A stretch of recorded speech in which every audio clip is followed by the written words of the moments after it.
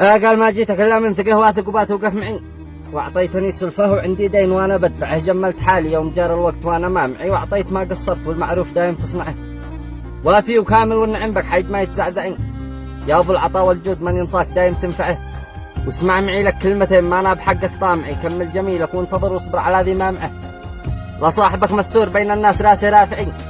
لا تفضحه في كل مجلس وانتبه لا توجعه، مشي تسمع بي عباد الله لا ماشي معي عبر التواصل الاجتماعي، ضغطنا لا ترفعه بالواتس والفيسبوك حالاتك تشارك موقعي، وتقول المقصوده وانا المقصود دي بترزعه، يا ذاك عد فينا ضمير واحساس به نتوجعي، لا تحسبني مفهوم التلميح ذي تتصنعه، انا اذا قفيت قد هو من حياه وسط ضلعي،